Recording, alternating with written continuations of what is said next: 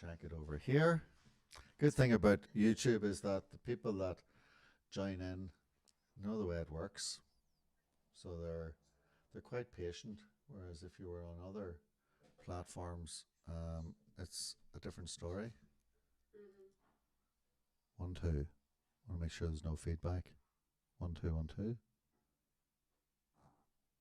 Yeah. Okay. And last thing, just my phone, and then we'll get started. How about All that? right. Cool. Sounds Well, good. you've been very patient. Ah, sure. What else am I do? You know, with the way things are at the minute. Yeah. Although I have to say, I'm finding no difference. My life has not really changed at all. Really? Yeah. Well, Oh, I work online. I live online, so my life is the same. okay. I guess very lucky. Right, start live video. Okay, I'm going to say chatting to at. You're on Facebook, I take it. Yeah, transfer media or else personal as well. Which one gets you better reach? Um, Let's see. I'll Probably depend. either. Let me see. Can I tag you in? Transform media.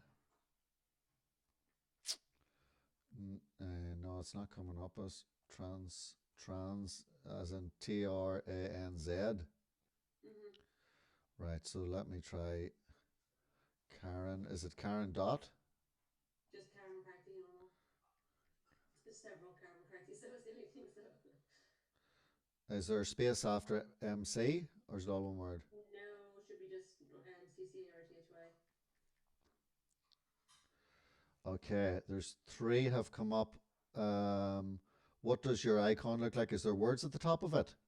No, it's like a GIF. What colors? It'd be you just see the my face moving, blonde hair. It's sort of just my. It's mostly my head. Karen McCarthy. Can you see? It's none of. I don't think it's any of those. No. Is it the top one? Um, doesn't look like it. I don't think so. Oh well, we'll tag it in later. No If, worries, it's fine. yeah, to Karen in Dublin. Enjoy. Okay.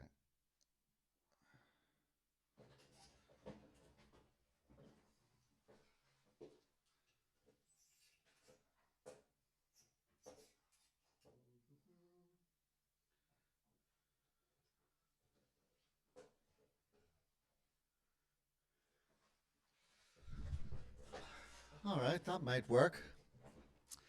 Karen, lovely to say hello. How? Hi, is it going? Nice to meet you in real life. Yes. Right. Without further ado, please start off by telling me what it is you do. And What it is I do. yeah. Well, I live online, as I was saying. I'm lucky that my life has not really altered that much in all this kind of crazy pandemic stuff. So basically, I work with people who didn't grow up with social media and teach them how to bring their businesses online using social media. And very much so, like I approach it from a different level because I think there's a different mindset to people who didn't grow up with it, Hmm. that they kind of, there's sort of gaps there that need to be filled. And it's like, I do one-to-one training with them, so it's very much tailored. I kind of walk them through my 12-week program, but we have weekly one-to-one sessions where everything is kind of tailored to what they need because every business can be a little bit different, and depending on their skills online, it may just be a little different. So that's it in a nutshell. And your clients, are they based all over the world, or are they mostly Ireland based? They can be based anywhere in the world. I tend to attract more Irish people, just based on my location and that. I do. Like I said, I work in or live in France part of the year, so I do get some French clients as well. So I have had clients all over the year. The majority would be tend to based in Ireland. Okay. And when you say, let me just see here, I just want to check with. So I can't move this while I'm talking to you. Sorry, I'm just checking this for over in this OBS setup. There you go. I got to leave that like that. That was me trying to make the screen bigger. Um, right. So you're from Dublin. You lived Yes. part of the time in France. How did you get into the world of online media? Well, we'll go all the way back. Well, I studied marketing. I studied digital marketing, but I graduated in like 2005 before Mark Zuckerberg did. So Yeah. 2 years after I graduated, everything changed, and I wasn't really involved in marketing much at all. I was working as a journalist for a while for the Sunday Tribune here, Oh wow. and yeah, so I was more into the writing, creative side, and kind of communication side of things. Hmm. But social media wasn't a big deal at that stage, so, and I ended up then kind of working in a family business and running a family business that was nothing to do with anything. It was more because of the recession that had happened in 2008. I Yeah. just kind of came into that business and helped it through the recession. And sort of during that time, like probably around 2014, 2015, I started writing a blog about dog friendly places in Dublin Oh wow. because I have two small dogs Okay. that I love to bring everywhere with me, and I couldn't in Ireland, which was also part of the reason to come to France because you could bring dogs everywhere in France.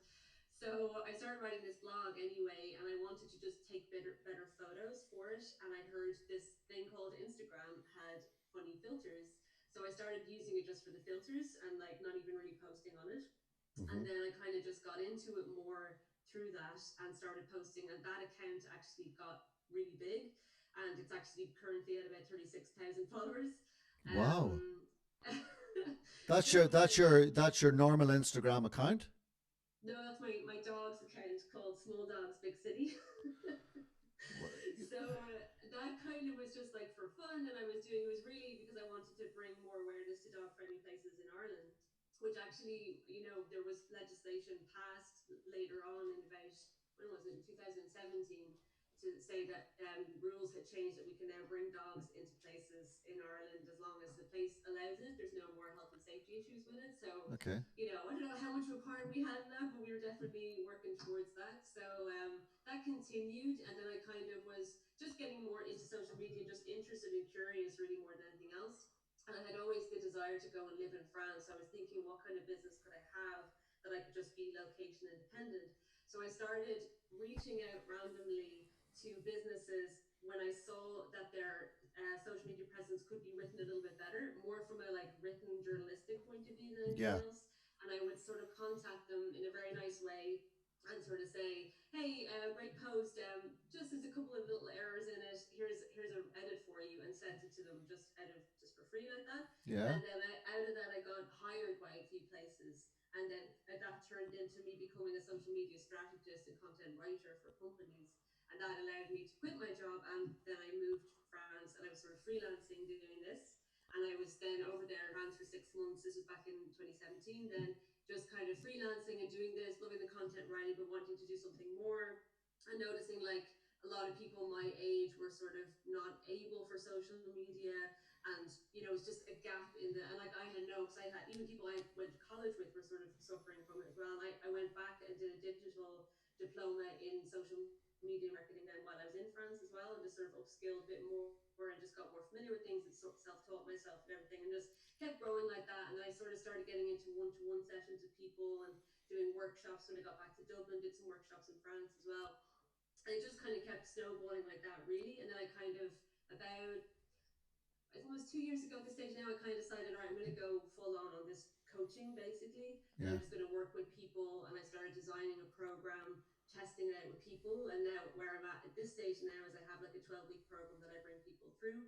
I've just finished one round of it now, and I'm getting ready to start the next round in the next couple of weeks with people. So I take on only a number of people that I can, because I really want to do that one-to-one, because it's not like I've done courses with other people, and I Yeah. think there's a difference between people who are like in their mid 20s on social media. They just grasp things better because they grew up with it. Yeah. Whereas people who are, say, 35 plus just miss that window. And there's just little things that aren't, you don't, if you just say, oh, just do this, it doesn't make sense to them. Yeah. So I take on people, say, maximum about 6 to 8 at a time. So I can do really in depth one to one work with them while they're going through the program, kind of alongside and doing these one to one sessions with them. So that's what I do.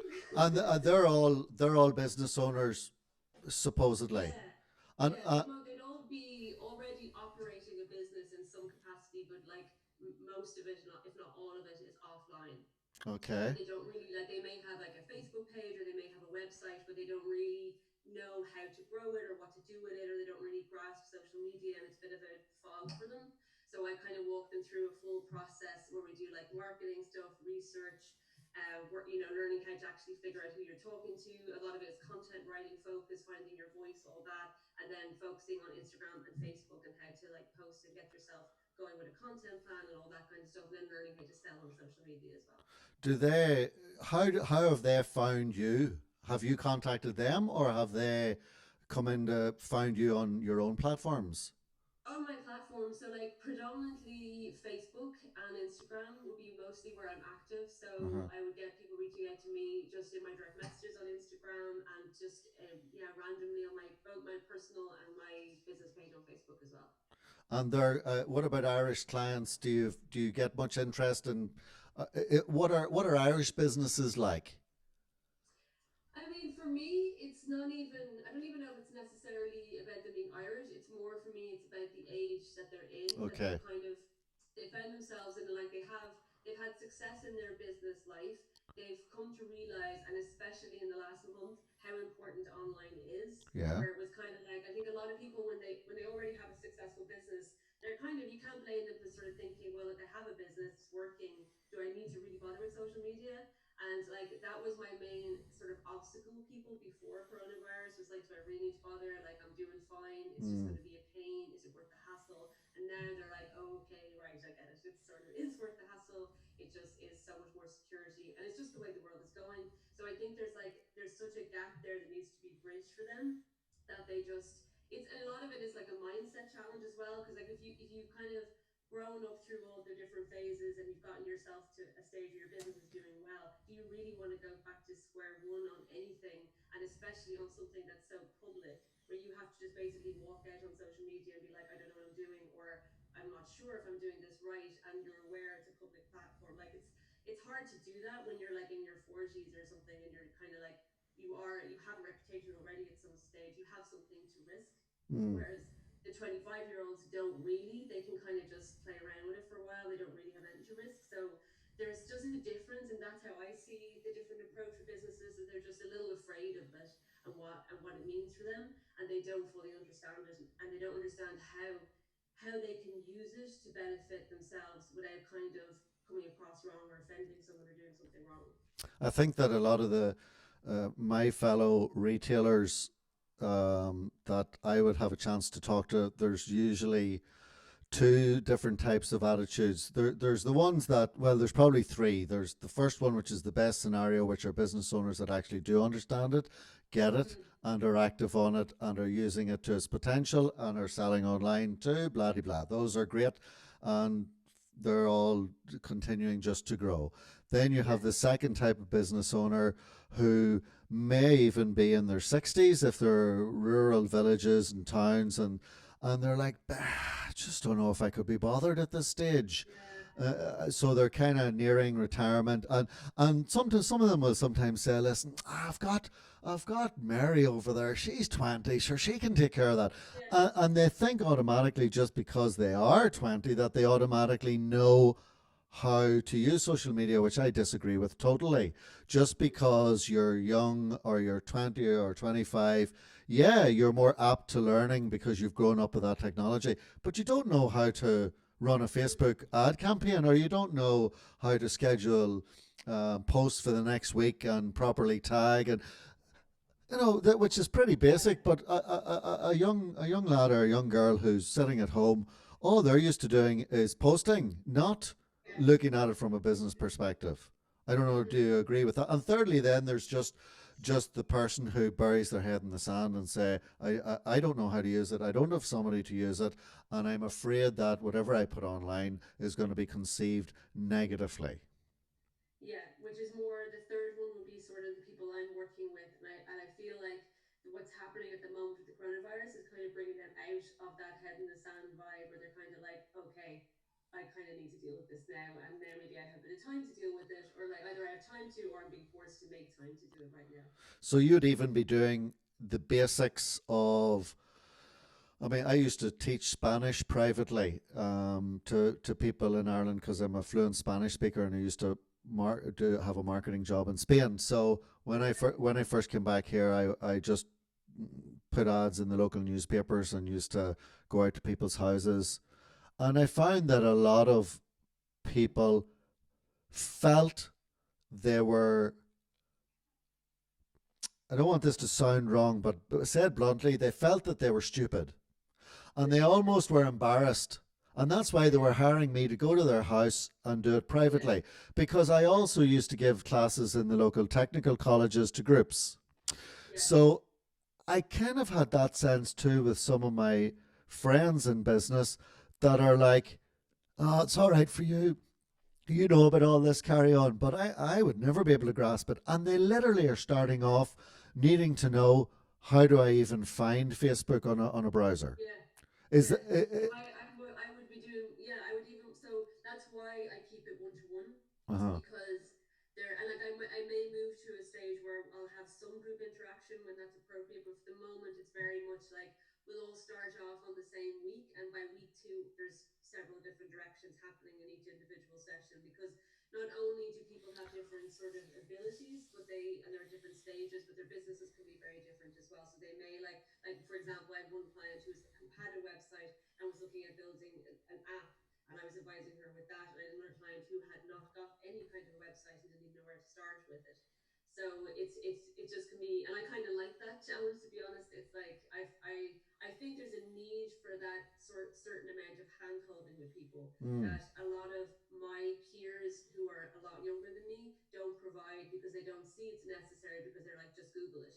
Like and it is all technically Googleable, yeah. but for some people that's too confusing. For some people, if they like Google what's a hashtag and they get 20 results, they don't know which one to trust. Mm, So like for me, I'm kind of trying to help them get to the stage where they can be more able to, like, I want to basically take them through the process of 12 weeks, and at the end of it they're able to carry on themselves. They've learned the basics, they have tools, they've up leveled from wherever they are to the next level, be that basic to level 1 or level 1 to level 3 or whatever it might be. mm. And have you had a round of people who have completed your course from Yeah, start to finish? yeah, And do they actually then grow the wings and are able to continue by themselves, or do they then come yeah. back for more? They, some of them have requested, would there be another level and another level to go to? So I'm looking into that. Like, because at the moment it's kind of, the first level is meeting them wherever they are, bring them to the next level, Yeah. and then the next level may be more kind of, there might be more common ground then, because they all have sort of dealt with at least the basics. So like the next level might be more Facebook ads. At the moment, the 12 weeks is focused on very much organic growth and organic marketing, and learning the content side of it and how to actually just be on it, rather than, because the way I see it is you can waste a lot of money on Facebook ads if you don't know what you're doing, if you don't know how to write content, if you don't know who your audience is. So I want to get them to a level that they at least have that covered, so that when they start to put money into ads, and even if they start to put in while we're working together, it's just making more sense, rather than going, sure, stick 50, Facebook told me this post is doing better than 85% of the content on my page, so there's 50 quid, Facebook, please do miracles for me, and it doesn't work. And then they're like, oh, Facebook ads don't work. It's like, no, it's not the Facebook ads. And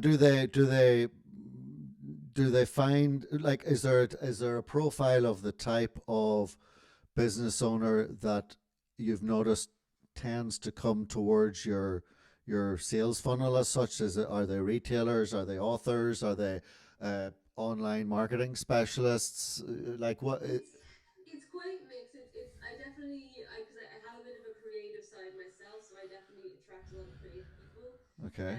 from like artists, musicians. I've actually had a lot of people in like herbalists and pharmacists and that kind of side of things, Mm-hmm. which I don't know why, but they sort of, yeah.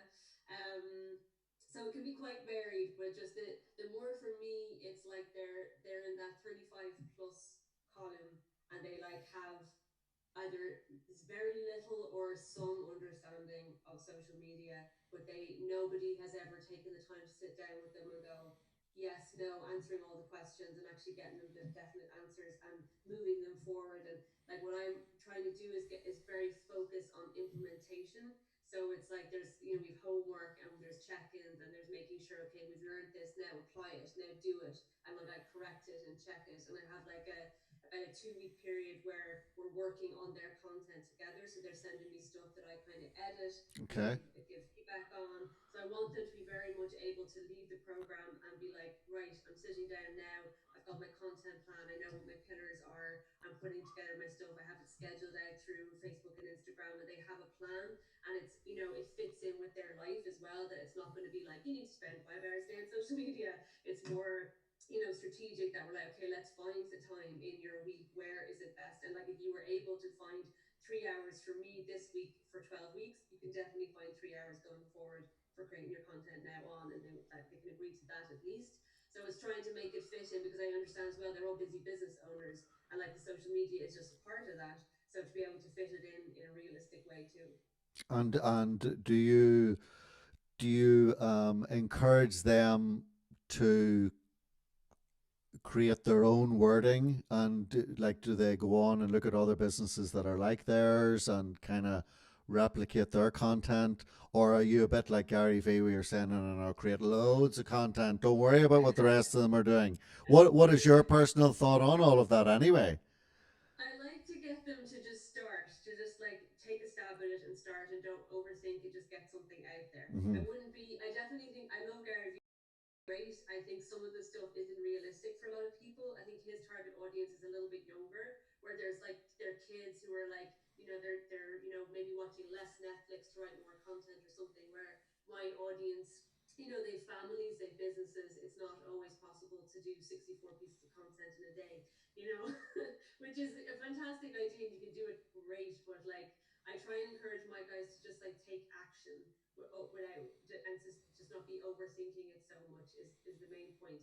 And I would basically, we have a content module where we walk through formulas of content. So I give them guided formulas of how they can like sort of look at it as a guide. Like my content should have this and this in it. Mm-hmm. But I encourage them to write it first. I don't want, because no point me writing it for them, and then they're like, oh no, you're gone after 12 weeks. Uh-oh. So I want them to write it, and then we look at it in comparison to the formula we have. I give them feedback on it and say, okay, with this, you didn't have a strong call to action there. Where's your headline? That kind of stuff. So just like going over it, so that then the pieces we would have worked on together can serve as their templates for the future. So that when if they're stuck, they can kind of check back with their own one that's their own voice.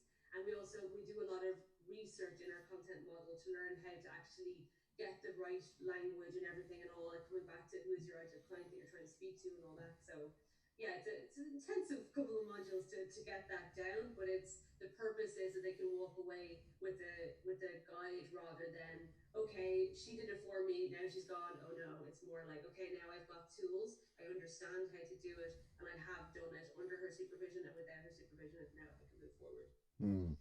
Right. So let's now just talk in general, you and I, about where you feel social media is at the moment. Mm-hmm. First of all, do you believe? I know that you're teaching other business owners to at least get their organic reach up and going. How do you feel? Like, I'll give you my attitude towards organic reach, and please feel free to shoot me down, or agree or disagree and explain why.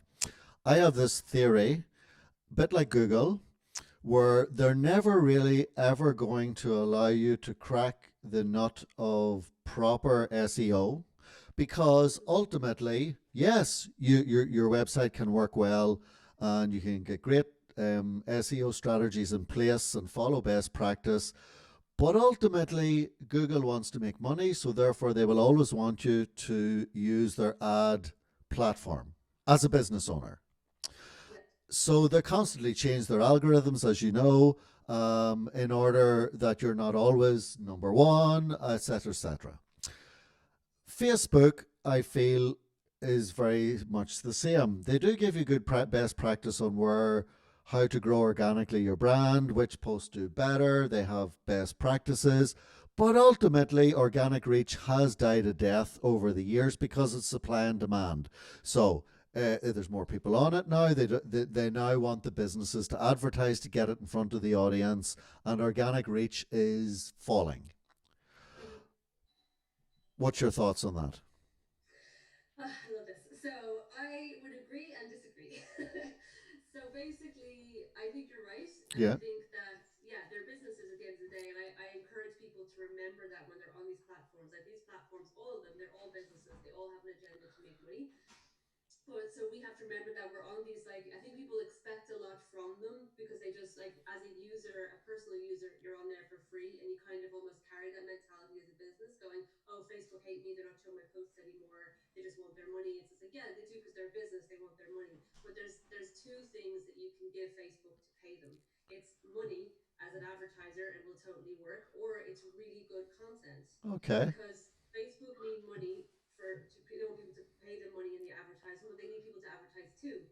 So they Okay. need there to be good content on these platforms, keeping those people active and engaged so that they can be advertised too. So if you can, like, play the game a little bit and sort of step back and almost imagine you're in somebody else's house as a guest, Yeah. then stop sending traffic to YouTube, who's their biggest competitor, and Yeah. like play the games a little bit more. Whereas, like, if you were I would say I wouldn't be against doing some advertising, but I would balance it up. But and I would always be mindful of the posts that I put up on Facebook. What is this post doing for Facebook? Is it serving Facebook's agenda in any way? Is it only serving me and my business? If so, I can't expect a huge organic reach from it. But if I'm serving Facebook's agenda, which is where I'll often put up question posts, or like what I'll call them engagement posts, where I might just put up something now like, who's the first person you want to hug after all this is over, Mm-hmm. and loads of people will comment. And that's a post I've put up, and the objective of that post is to sort of help Facebook reach its objective to keep people on the platform and being engaged, because conversations are happening in the comments, and all these people are spending a little bit extra time, and Facebook is then going, okay, well, thanks for that, your next post will get a little bit higher engagement. Okay. So Okay. I That's would a say good point. That's a good argument for the organic reach yeah, argument, so to speak, versus yeah, paid advertising. And you're right. But then we all end up being free content creators for Facebook. But yeah, they could turn around and say, well, listen, I'm putting you in front of your audience for free, so stop complaining. yeah, you know, exactly, you know that exactly, that could be. yeah, yeah. Because I would get, like, I don't, I mean, I have done some advertising, but I've done it more in ways to test out theories or to test out content. Or if I'm just like, I wonder which message is stronger, this or this, I might test them out with like €2 a day or something. So I have done that kind of stuff. But all I would say, any client I've gotten has been through organic. So it's been me just having conversations on Facebook with people. And so I'm kind of very grateful to Facebook for that. Yeah. So I don't mind thinking about what content could I put up that would serve Facebook's agenda today. Okay. I'm just going to pause the conversation for a second. I'm not going to like, and now for my sponsors for today. No, I'm just going to check to make sure that it all has worked technically. So just Yeah, bear with me 1 second. I pop over to the screen. I just make sure, because I'll go onto this other laptop and just make sure that it's actually streaming live. So bear with me a yeah. second. But fascinating chat, by the way. And the only reason why I'm wearing this hat is because I shaved my head Oh, lovely. because of coronavirus. So this isn't my normal attire, by the way. Good. Good luck. I just couldn't wait. And let me just see here behind this screen. Bum bum bum. Bear with me. Okay, live streaming dashboard. Yeah, it is. Okay. I hope it's still working well. And then I will check on my Facebook for a second. Yep. Go Um, for it. just 1 second. Being selected.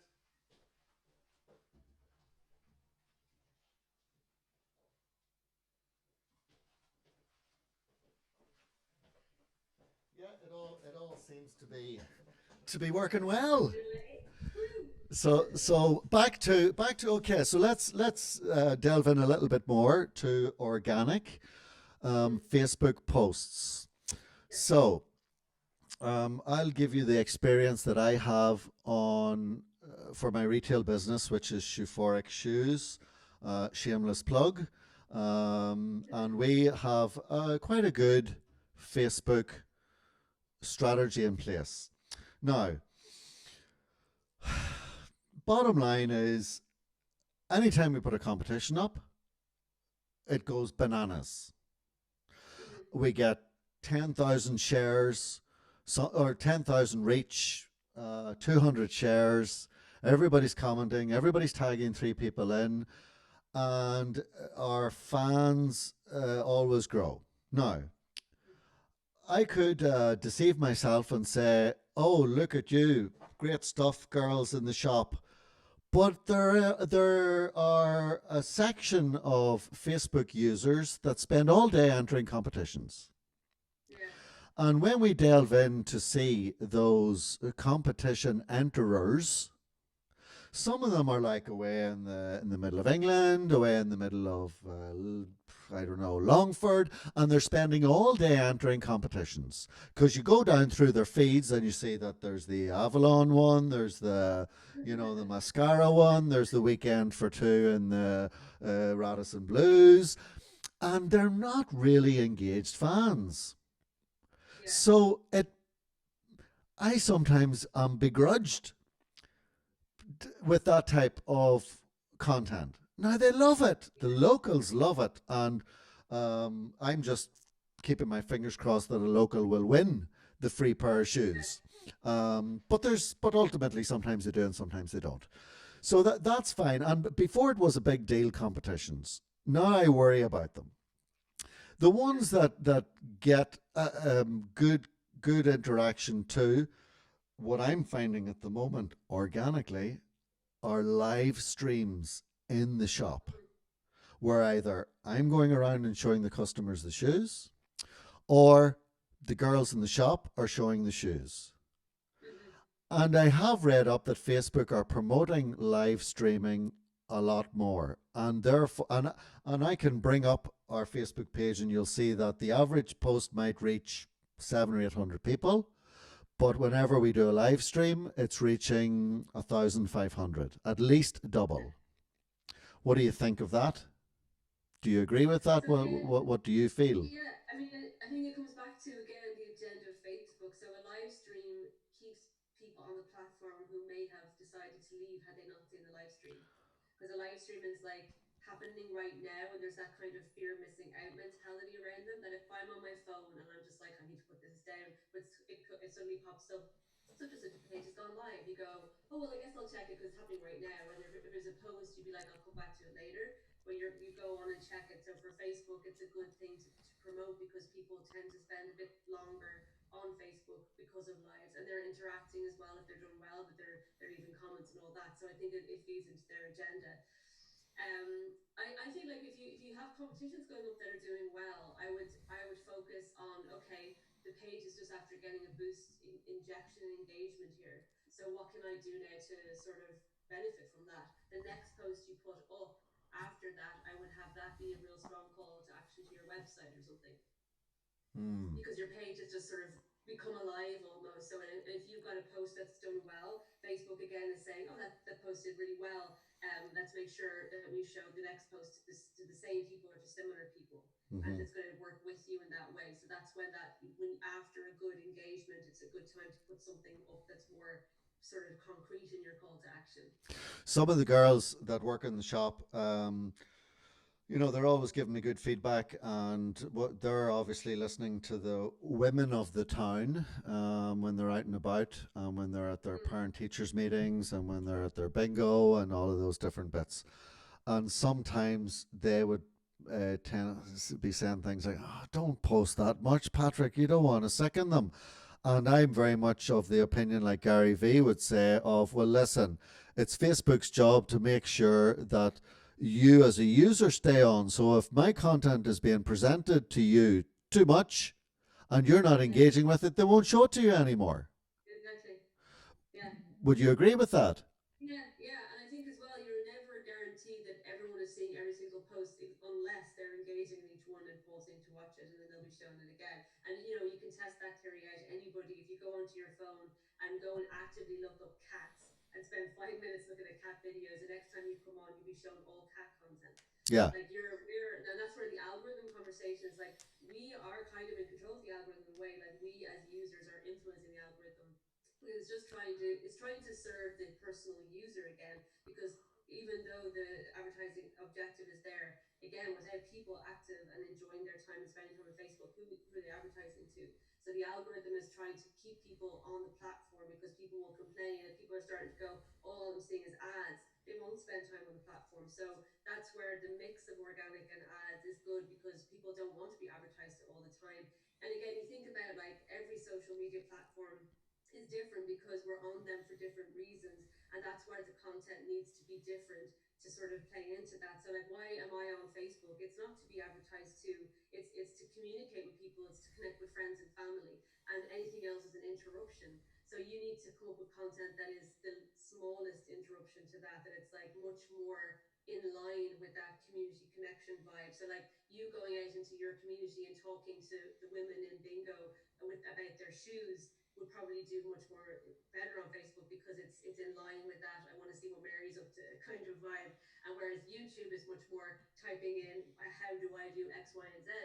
So educational content works better there because that's what people are on the platform looking for. So it's about just sort of merging your content to fit in with the purpose of each platform. And like Instagram is all about visual, beautiful images, and it's not about, it's slightly different to Facebook in that way where you can share content but you'd slightly change the vibe about it just to fit in with why people are on those platforms as well. So I keep that in mind with all of them. Yeah, and we do, and like I have a love of video myself, on a personal level, all things video editing, and I believe video definitely is the future. But sometimes even I Yeah. see that, like, we've had comments from customers sometimes saying, like, I actually would split test a lot of my video content, Mm-hmm. and I would sometimes, I've even got to the point where I'm mixing in the same video static content along with moving content, just Right. to see how, like, I really am into experimenting and Yeah. seeing what gets better Yeah. reach organically. And Right. and a lot of that is based on, I don't know, how much you yourself are posting on your own platforms, but you'll see when you upload video, it's a bit like the boosted post comment that appears on everybody's Facebook page. Oh, this post is getting 75% more engagement than normal, boosted for a fiver or whatever, or a tenner. So you've got those messages which don't necessarily mean that they're going to do well Yeah. from Facebook's point of view. And then you have something when you're uploading a video, it will say videos that are 3 minutes or longer tend to do better. Mm-hmm. Sometimes I find they don't do better, they do worse. And sometimes people, But videos over 3 minutes can have ads in them. is that why Facebook are saying that to me? So so so I don't so know. so is it a bit like the boosted post thing where it I mean, actually it actually doesn't mean that your video I should. would say have your video over 3 minutes, but not by much. So then you're giving Facebook what it wants, but you're also giving the audience what it wants. Yeah, but I've also gone into the organics of the live stream and the organics of Yeah, our yeah. static videos, and the average person that watches our videos watches it for 15 seconds Mm-hmm. and no more. Okay. And listen, I have got YouTube videos also that I've got 100,000 views on them, and you can go in and see, and the retention's very good, and some of them might stay for 2 or 3 minutes, but the percentage overall is only 20%. But if it's 20%, it's brilliant for the Yes. YouTube thing. So then I'm split with, okay, let's make the first 15 seconds the most engaging, and then after 15 seconds, just fart about and show them other content that may be Yeah. interesting for those who decide to stick around. Do you get me? And It's a real what I, it's a real dilemma. it is, and like, it is all about the testing as well. And like videos on Facebook, I feel that do best are the ones that are telling some kind of a story somehow, Yeah. and also that at this in those first 15 seconds, you're given the reason for them to hang around to the end. Hmm. So you're kind of like preempting that they're going to leave. Sort of almost like I don't know if you're probably familiar with Nas Daily. With There's he used to do those 1 minute videos for like he did them for 2 years on Facebook, and he literally the videos were 1 minute, and he told a story about someone or something or some place, okay. and it was always like, and so you come onto the video three things in Dublin today or something, whatever it was, you knew why you were sticking around. It was only going to be 60 seconds. You could handle 60 seconds. He is one of the biggest content creators on Facebook today. What's his name? Nas Daily, NAS Daily. He currently does weekly videos now, but he basically quit his job and said, I'm going to commit to doing 1 minute videos every day, no matter what.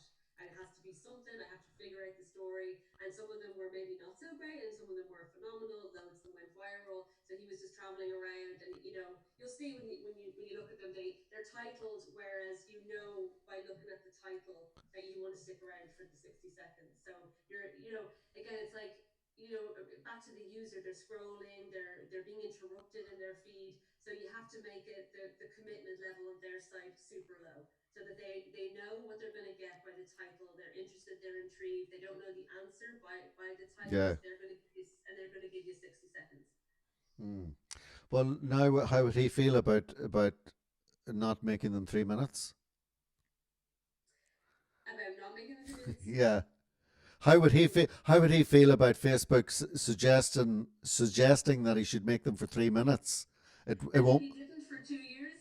He does now. He has longer videos now that Okay. it's now he left the sort of daily video thing because he became massive, and now he does weekly videos that would be maybe they would be over 3 minutes now, but not much over 3 minutes. So he does, and he actually I think he did a video about why he made that decision to allow the advertising and all as well, Hmm. because you can allow it or not allow it too. So like once your videos are over 3 minutes, they're eligible for the advertising, but you can opt in and out of it. So he decided to opt into it. Okay. I think it's 2 or 3 seconds worth of an ad comes in the middle. Uh huh. Well, I'm going to check him out later. He's Um, very good. You'll enjoy binge watching his videos. He's very good. yeah. Hope you're not leading me down a rabbit hole now. And I'm the hardest thing about these days is to maintain focus for 4 hours of decent hard work. What are you most excited about? Forget about your business end of things, and you on a personal level. What are you most excited about in the world of social media at the moment? I would say I have a lot of time for TikTok. Mm-hmm. I think it's a very interesting platform for many reasons. It's like it's still pretty young as it is. I think that with the coronavirus again, it's aged very fast all of a sudden because everyone is kind of going, "What is this TikTok thing?" There's a lot of people creating accounts who weren't on it before. My dogs have an account on it now. I don't do much. I'm more of a user than a content creator at the Okay. moment. But it's fascinating to me from a creative video point of view, the things that anybody can do. So like what I often do is I'll just use their TikTok account to do videos that just will end up standing out a little bit more and use them on my Instagram stories or on my Facebook. So they're Yeah. just different. It helps me stand out on other platforms by just really easily using all the content tools that are available to you on TikTok.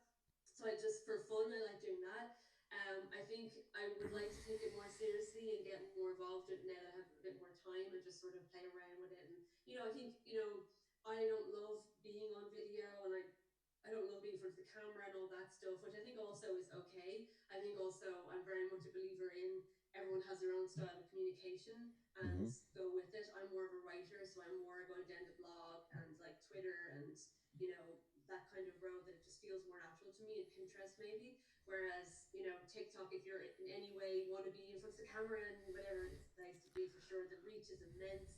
You can do something ridiculous on TikTok and find you suddenly have 100,000 followers overnight. It's just, there's nothing else like it at the moment in terms of what can happen really fast on it if you're just Mm. sort of, you can stumble across. Now it can be, and it could be, I've seen people do ridiculous videos and then you're kind of like, well, yeah, but what's the point in terms of money? But they turned it into like merch, and they've create t-shirts or magnets or mugs or whatever based on the slogans that have gone viral because they did some funny video with their dad or something like. Mm. So I think there's a huge potential for it. It's going down. It's the demographic is getting older on it. We're seeing more businesses go on it. They're doing advertising now. You got analytics on it now. There's a lot happening, and I think that will be a place for people to go. You could also hook up your Instagram and YouTube accounts to it and like send traffic to those platforms from it very easily. So there's a lot of potential in that way. So Oh, if you're but in that's any that's way, just an icon yeah, on your basically, profile. yeah. So Mm. you can basically say, like, you could decide, I'm going to set up a TikTok account because I know I can generate a lot of interest, a lot of eyes, and my call to action in my profile is going to be check, go to my Instagram account for daily stories or something. So, if people are interested in that content, like for example, if I had the dogs doing funny stuff or whatever, and I'm going to tell them to go to my daily stories, and that's more where they're present, and they can then have swipe up options to buy whatever. I could use it in that way as almost like a funnel. Mm. Well, I'm on TikTok too. Okay. Obviously, based on the following our common friend online, Okay. and my personal page is getting more traction than Euphoric's page. Okay. We generally do get a student in. We get students in from the local tech and the local schools for work Mm. experience, and they love obviously spending their school day creating TikTok videos. They're thinking this is the best work experience I've ever had. But they learn. We make them study it. But we have struggled with the brand, with Euphoric as a brand. Now the last video I put up on TikTok, funny enough, was the other day, and a guy, the cheek of him, you can tell there are older people starting to get involved. He actually turned around and said to me, "What's the point of this video?" And I was like, "Give me a chance." No, it was a video of me. Might have been it was Easter Sunday, and I was pouring myself a drink, but it Mm. was all done through sound design as such. So you were hearing all of the sounds of the glass hitting the counter, the ice going in, the bottle being opened, Yeah. the gulk gulk gulk sound, and all the rest. And that's why I did it. But Yeah. like some people would just be like, "Oh, what's the point in that?" Yeah. So, In TikTok, you just need to reply boomer, and then you're fine. what does that mean?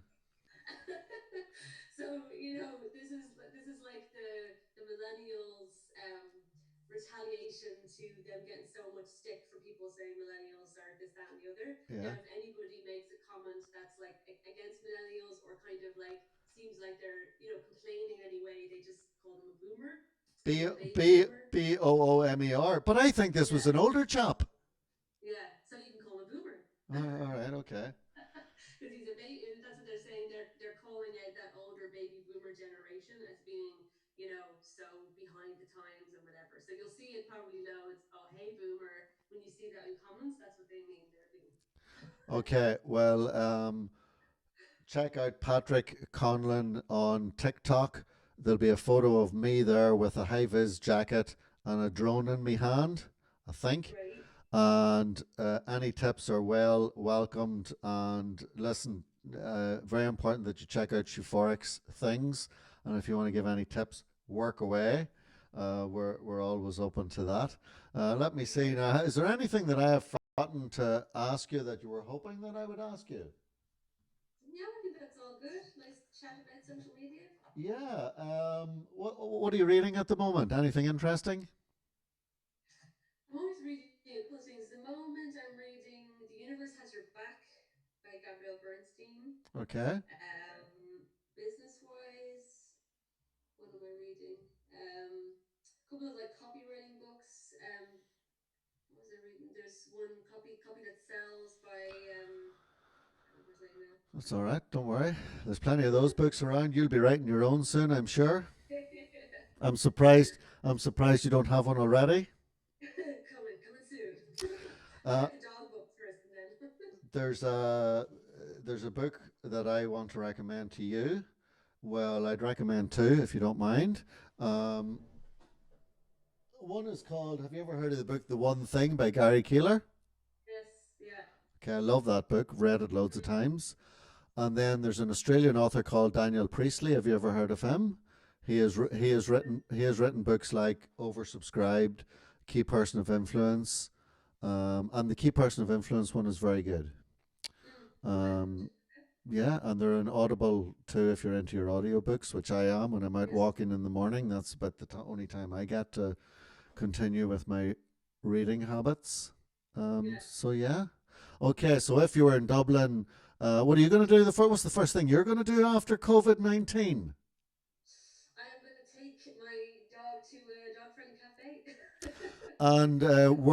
And sure, they're all dog friendly.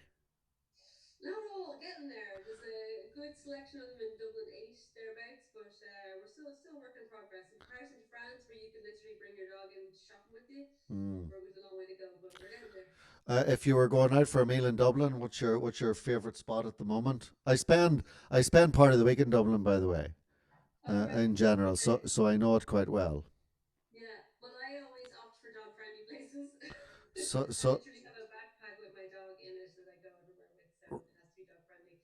So, Aperitivo in Dublin okay, is on Parliament Street. It's a lovely Italian, vegan Italian pizza place, and they are super dog friendly. They are okay, amazingly dog friendly. wow. So they're doing takeaways at the moment as well. I'll give them a shout out there. They're good. And do you follow George the Dane? George. George the Dane, Dane, the Great Dane in Dublin, Oh no, on I haven't heard of Instagram. him. No. Oh, you got to follow him, George the Dane. Where's the Dane? Okay. Brilliant photos of a lovely Okay. big grey Irish wolf or Great Dane or whatever it is. Okay. And then there's another one. What's his name? He balances stuff on his head. The Okay. the In Dublin as well. No, he's in the north somewhere. I met him at the Power of Video conferencing last year in Belfast. Hmm. I'll try and remember it, and I'll send you a tweet or something. But he's pretty Yeah. popular. It's a little a sausage dog. I think they're some sort of wolfhound. I don't know what the proper name for them are, but and he balances stuff on his head, Okay. and he has like 30,000 followers too, and he put a donut on. It's great brand deals, of course, because then they're sending him Yeah. stuff for the dog to balance. Brilliant.